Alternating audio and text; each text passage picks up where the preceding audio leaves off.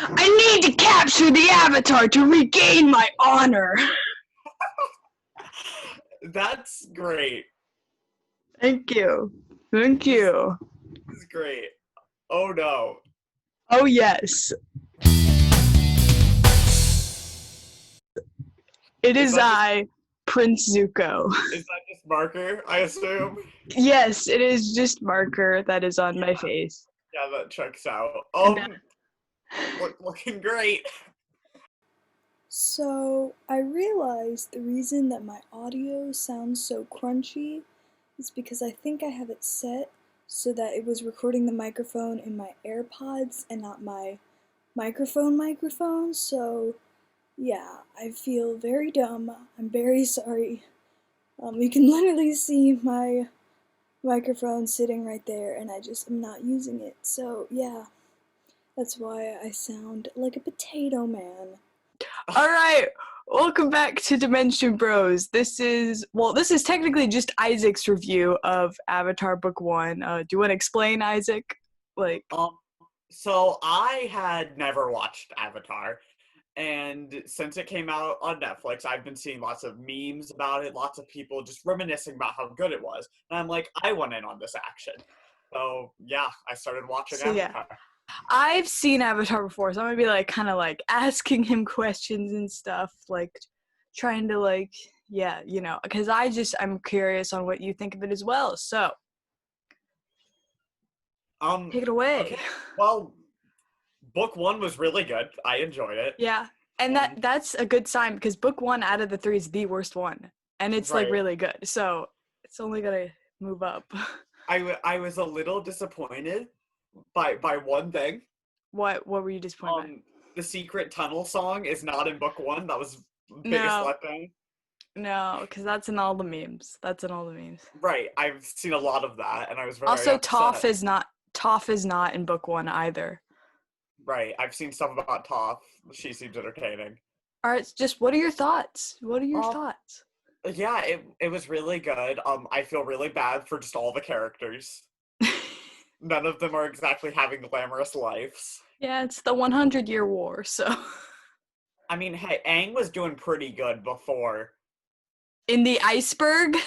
Well, no, I mean before the iceberg. Like, he was Oh. doing okay for himself before then. He had, friends and stuff.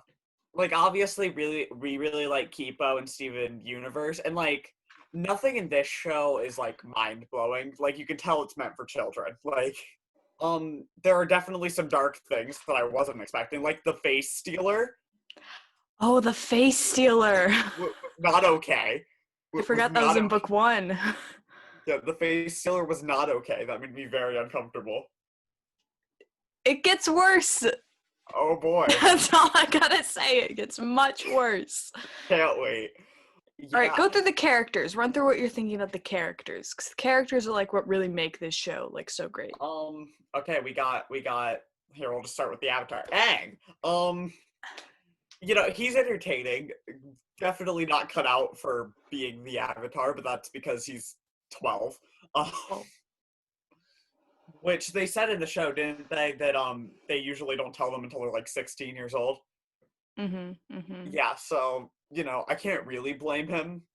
And then there's Katara.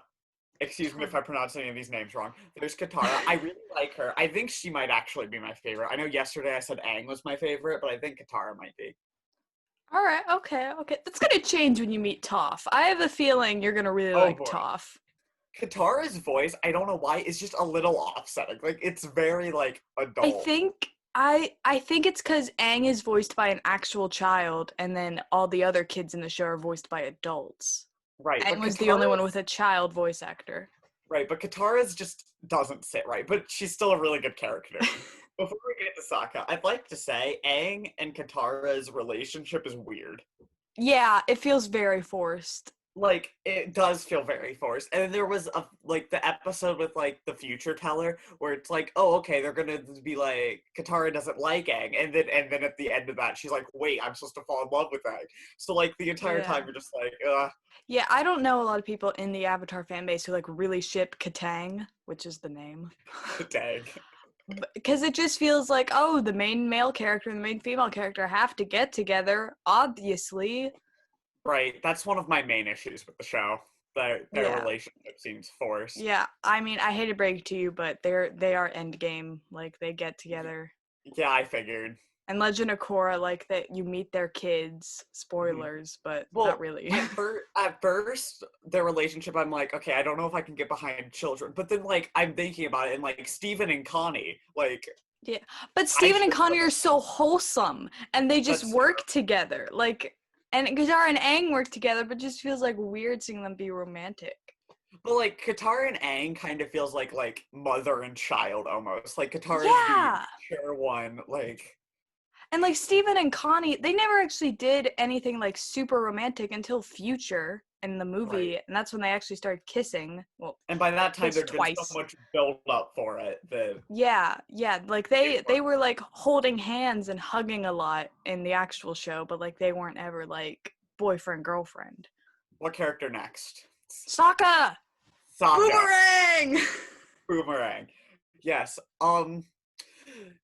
here's my thing. Is waterbending supposed to be like, or like just bending in general supposed to be like a trait passed down to children? I think it's a genetic thing, but it's like not every child gets it. He's just an entertaining character. He's great. He's great. I love Sokka.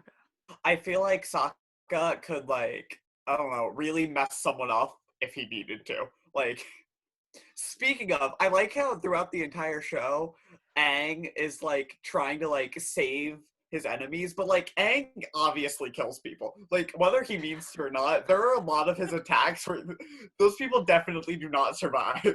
Yeah, he's a pacifist.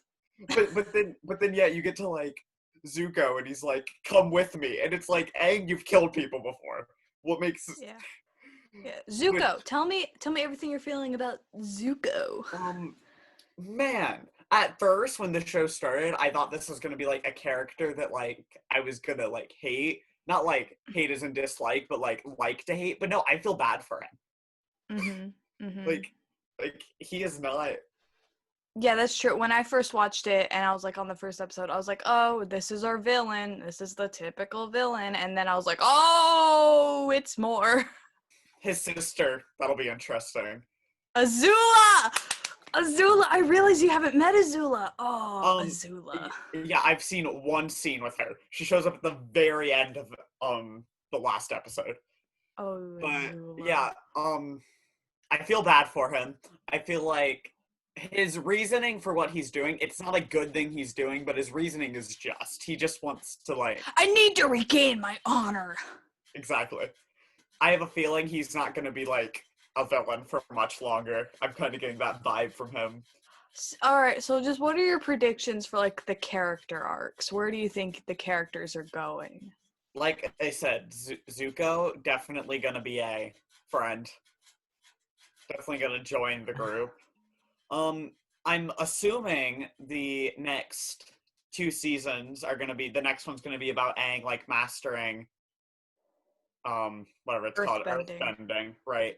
And then the last one's gonna be him firebending, so, yeah, which he, at first I was worried, but, like, he picked up waterbending pretty quick, so. Yeah. But, like, I don't feel like it's unreasonably quick either. I feel like they do good with that. Yeah. Like, it doesn't feel unreasonable because, you know, he's the Avatar. He's supposed to have this power. Amazing. Yeah, bending ability. I did find it kind of weird that in flashbacks with Aang, it shows, like, the other kids from his temple, and none of them have the tattoos, only he does. Yeah, well, that's because he was the youngest ever person to become an airbending master. Oh, I don't remember how well they explained it in the show, but basically you become an airbending master by mastering all the 34 levels of airbending, or by inventing a new type of airbending technique. So Aang had mastered 32, I believe, but because he invented that air scooter thing, like the ball that he rides on, that's how he got his tattoos, because he added to airbending. I really liked the episode where Aang, like, tells the 2, like, tribes that their feud is pointless because it was, like, 6-year-olds, and then after he's like, yeah, I made that up. Never met those A lot of people don't like that episode. That's like everyone's agreed upon worst episode. So I'm surprised you like that. I mean, really? It is a good episode. I thought it was funny that he's just like, no, I made it up. Nah, made it up. They were annoying. Get them out. All the episodes are really good. There was not a single episode where I'm like, okay, this is kind of slow, this is kind of boring, which is more than I can say for most shows I've watched. But I feel like a part of that is the show clearly has direction. Like, there's no, like, filler episodes. Like, I guess there's technically filler. And even the filler episodes, stuff happens. Right, important things happen. So, yeah. Like, I'm gonna tell you right now, in season 2, probably the best episode of season 2 is a filler episode. But It is, like, phenomenal. Everyone who's watching this, I'll, like, put up on screen the text of which episode I'm talking about. And they'll know. They'll be like, oh, yeah. Got it. So I can't watch this video after it's been uploaded. Don't do that. Well, you'll have watched. We're recording this weeks in advance to when we're posting it. So by the time this video is up, he will have finished the series. That's true. Oh, yeah. I was supposed to say my season 2 predictions. And I just season 2 predictions. Okay. That's what I want to hear. And I'm going to cover my face so that you don't see my reaction. One thing is there are not very many earthbenders yet. Like, I have not met that very many earthbenders because, like, all the others I've seen, like, flashbacks of, seen, like, different, like, I've seen tons of waterbenders. So, like, but, like, I don't know. I'm guessing the earthbenders are cool. They bend Earth. Obviously, there was the one episode with the earthbender prison. I hope not, but I have a feeling they're really, in the next season, gonna go all in for Aang and Katara. Like, no? Okay. I mean, I'm thinking about it. I obviously, like... It's been a while. It has been a while. They really never go, like, all in on it. They just, like, evenly splice it out throughout the whole thing so that you're like, oh, God, they're gonna end up together. That makes me feel a little better. Poor Sokka and whatever her name was. Sokka! That's what I said. Poor Sokka and, like, the moon UA. Yeah. I really feel bad for him. I have a feeling at some point he's going to get another girlfriend. I have a feeling the series is going to go that route. That's kind of the vibe he gives off. Uncle Iroh, is that correct? Uncle Iroh! Uncle Iroh, I will say, I have a feeling he's going to be good. He already kind of helped by attacking the general after he killed the moon spirit. Spoilers. You shouldn't be watching this video if you haven't seen it. But I think everyone watching this video isn't worried about spoilers. Do we have to tag Avatar spoilers? I feel like I don't think so. No one tags Avatar things as spoilers. It ended in, like, what, 2009? The animal design in the show is so funky and weird, but it's so They just combine things. Well, sometimes they combine things, and sometimes they just throw things at you, and you're like, oh, this is here now. It's such a weird show, but it works. Like, yeah. What do you think about the general, like, world and, like, the bending? I think they do really well, like, explaining it, kinda. Like, obviously they're not going in full science with it, but, like, being like, yes, we get this power from the moon spirit. That's who we learned it from. Like, I think they do that really well. That works. The world building in the show is really good because, like, again, because they stop in so many different places and are meeting different groups of people. I am guessing... I can't decide because the show's called The Last Airbender. So part of me wants Aang to find other airbenders, but I don't know if he's going to. Like, and it's very upsetting because part of me wants him to meet some others that he could, like... Which I'm sure he'll probably communicate with someone in the spirit realm who's, because, you know... Yeah. I have a feeling the spirit realm's going to be a much bigger part of the series. I could look really stupid right now. Yeah. You do get... There is, like, more involvement with spirits, I think. Right. He goes into the spirit realm, and there's just this monkey who's like, hey, can you shut up? You're being loud. And like, there's just this monkey that's like, shut up. 5 things you think are gonna happen in season 2. go. 5 things I think are gonna happen in season 2. Oh boy. Ow.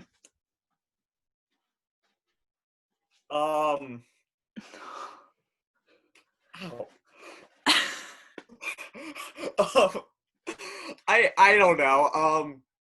I really like Appa. I know it's not what you asked at all, but like Appa's about to be sorry.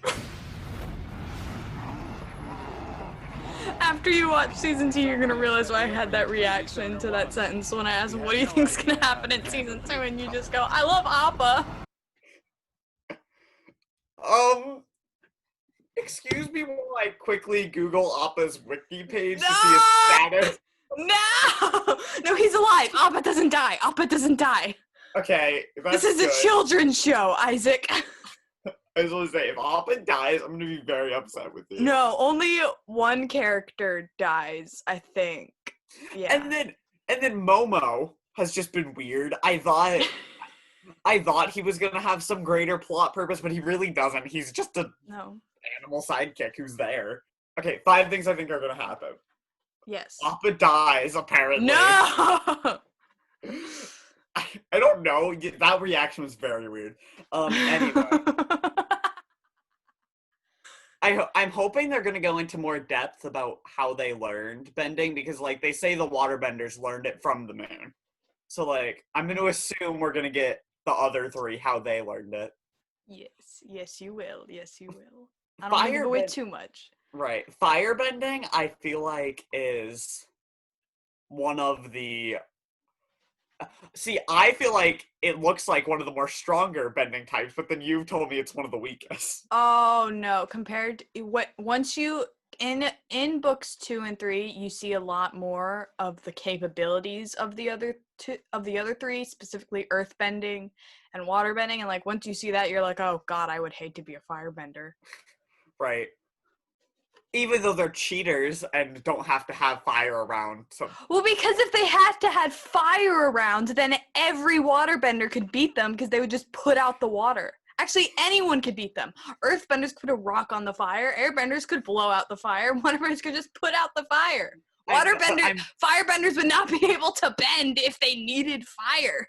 I'm just saying, all the other benders have to have that element. They get it from the sun! They use the sun! And their emotions. It's about their emotions and the sun. What else do I think is going to happen? Well, obviously, I'm going to guess the war is going to end in book 3, obviously. Because it's a kid's show. It's a children's show. Everyone got slaughtered. The end! The end! Full credits. I'm hoping they're going to go into more of, like, why the Fire Nation attacked, because they don't really say that. I guess they just want power. Oh yeah, there's like a flashback episode. Yeah, with Avatar Roku. Great. I don't know if it's in book 2 or 3, but yeah. I'm hoping they have at least slightly more than they just want power. I also find it really weird that all of the, like, benders live in their own separate areas. Like, I'd assume it was more, like, intermingled, but no, like, they're all very separated based on... Well, yeah, but in Legend of Korra, they're not as much. Okay. I will tell you that in Legend of Korra, I think in Legend of Korra, they do a very good job at evolving the world and showing how the world changes over time. So, like, the world you see in Korra is different to the one in Avatar, and there are benders, like, living together that bend different things, like you will see. Speaking of, I found it weird that there haven't been, like, any huge jumps in technology from when Aang was first alive to now in the show. Yeah. Like, you think there would be stuff that Aang would be like, whoa, that exists, but there's really not, like... Yeah. No, again, that happens in Legend of Korra. Like, you jump to Legend of Korra, and spoiler alert, it's like the 1920s. Like, there's radios and cars. Oh. Yeah. Yeah, it's that big of a jump. Oh, that's weird. That'll be weird. Yeah, it is. It was very strange the first time I watched Legend of Korra, and I see her go into downtown of a city, and I'm like, what is happening? I just want to say, if you hate Legend of Korra, get out, because I will defend Legend of Korra with my life. Are you talking to them, not me? Yes, I'm talking to them. I know you'll like it, because you're not sexist and horrible. Thank you. continue. What else do you think is going to happen in Avatar? We're talking about Avatar, not Korra. Right. Again, I can't imagine there's gonna be any, like, huge twist because it's a kid's show. I don't feel like they're gonna, like, whip out, like, Aang is someone's father. Like, I don't think Aang has even reached that stage of puberty yet for that to be possible. Aang is Katara's father. No. That's my theory. That's your theory? Katang is secretly incest? I do also like the idea that the Avatar isn't always born in the same place, or it's not even random. It's always like it's the they cycle. go around the circle, which makes sense so that no one nation like has the Avatar 20 times. Yeah. Yeah. Also, is Aang supposed to have like the memories of the avatars before him?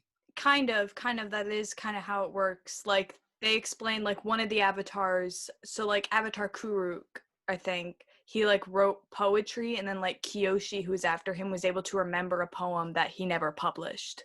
Oh. And like stuff like that, which I think it was Kyoshi and Kuruk, correct me if I'm wrong, but like stuff like that does happen with the avatars. So like Aang does vaguely remember stuff that Roku did. Yeah, that was kind of cool. I like that the avatar before him is like constantly communicating with him and even taking over his body at some points. Like, yeah. Here's my thing about Roku. Okay, so the Fire Nation is based off imperialist Japan. So and Roku in Japanese means 6. However, Roku is not the 6th avatar. He's not even the 6th Fire Nation avatar. There have been hundreds of avatars. Why is his name the number 6? 6. His name is the number 6. And that's how I remembered that number when I was learning Japanese, is I go, Ichi, ni, san, chi, Roku. Oh, that was only 5. I missed one. Ichi, ni, san, chi, go, Roku, nana, hachi, kyu, yu. I'm not that good at Japanese. I can read it really well. I cannot speak it to save my life. That has to have some sort of relevance, right? Like, that can't be a mistake. I know, because, like, they did a ton of research on Asian cultures to make this show. They would have to have come across the fact that Roku meant 6. Like, even the way that they spelled it is how you would spell 6. Speaking of the Fire Nation, I like that, like, they portray the Fire Nation as, like, this horrible group, but then when you see the soldiers are still people that, like... Yeah, a lot of people, like, love Avatar for that, for, like, just showing, like, them as people. Like, I was gonna say, a lot of shows, if you have, like, this big evil army, all the people in the army will be these big evil people. But no, like, there's the one scene in one of the episodes where Uncle Iroh is just telling the soldiers a story, and like they're all just sitting there listening to this story that he's telling. Yeah, you get a lot more of like the Fire Nation soldiers just being normal people. Which it really upset me because there's one where like the different soldiers are climbing up a ladder to get to Aang, and he's like knocking them off with his like wind, and then he gets to one, and the soldiers yell, "No, please!" and then he knocks them off, and I'm like, he just killed those people who screamed in mercy, like asking for mercy. Yeah, that is one thing Avatar really does well, is like showing like a war like kind of accurately. Like showing like the other side isn't always like evil, they're just normal people doing their jobs. Like the Fire Nation people didn't like sign up to like end the world, they just wanted like a job. Right. I will not get over the fact Aang's like, yes, Zuka, come with me so you don't die. But then he just kills soldiers like left and right. Yeah, I'm definitely calling that Zuko is going to have a redemption arc. There's been a lot hinting towards that. I mean, I'm not going to say anything, but that is your least incorrect statement thus far. Great. I also find it interesting that the water tribes are like on opposite sides of the world. Like they just happen to have this similar culture even though they're on opposite sides of the world. Well, it's kind of explaining Korra why they're there. I don't want to tell you because like that's like not even talked about until season 2. Right. But like you will kind of figure out, oh, that's why they're located there at the poles. I'm assuming when they show like the map, that's supposed to be like the entire Earth, right? Like there's... Yeah. Okay, I couldn't decide if that was supposed to be like it, or if there's like much more to this world outside of it. Yeah. Here's the thing with Avatar. This is the only problem I have with the world building, is sometimes they seem to forget that it's a globe and that they're on a planet, not a flat map. Because, spoiler alert, season 2 is pretty much entirely in the Earth Kingdom, and then they want to get to the Fire Nation. And they do that by traveling, like, here's the map, from here to here, instead of just going around the globe. Yeah. I'm like, what? That is the only thing. Like, I feel like this is a tip for any, like, fantasy author, writer, showrunner, whatever. Remember that your world is a sphere. Unless you, like, specifically go out of your way to be like, no, it's a flat surface. Your world is a sphere. Have your characters travel by spherical ways. Okay, so in the episode with, like, the, like, fortune teller woman, there's this kid who is convinced that Aang is going to be her true love. Does she come back? Is she a... No? Oh, I forgot about she exists until you just said that. She's just there to be obsessed with Aang until he leaves. She's just there to be, like, a one-episode problem.